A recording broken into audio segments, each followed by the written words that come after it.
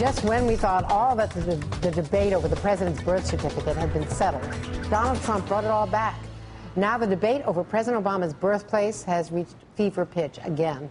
A poll released by the New York Times this week shows a quarter of Americans believe the president was born outside of the United States.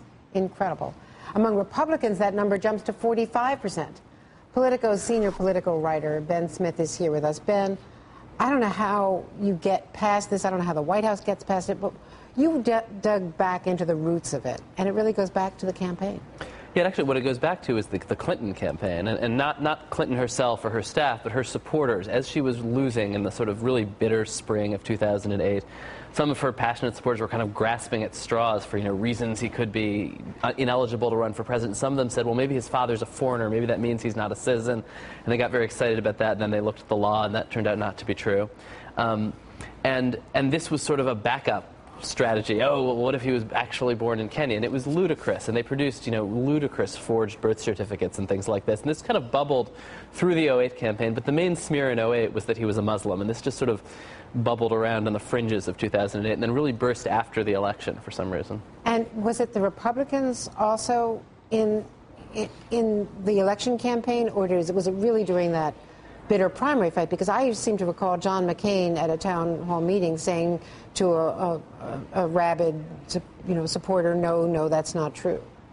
I believe he was saying that Obama was not a Muslim. That was the main thing that was bubbling in the campaign. And this is a sort of an outgrowth of that in some way, but it's all that he's the other, that he's different, that he's somehow not. Yeah, he's got to be foreign in some kind of provable way, and that seems to be. I mean, we should say it's totally discredited. And how are the other Republicans handling this?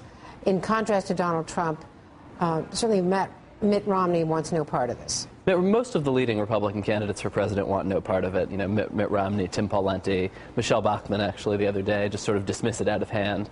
I mean, there's, Democrats, 5 or 6 years ago, there was a pretty widespread belief among the Democratic base, got up to 50% in some polls, that President Bush was responsible in some sense for 9/11, complicit in 9/11.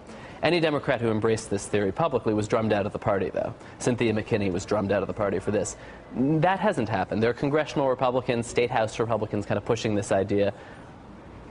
Ben Smith, thank you so much from Politico for reminding us of where this all started. Thank you.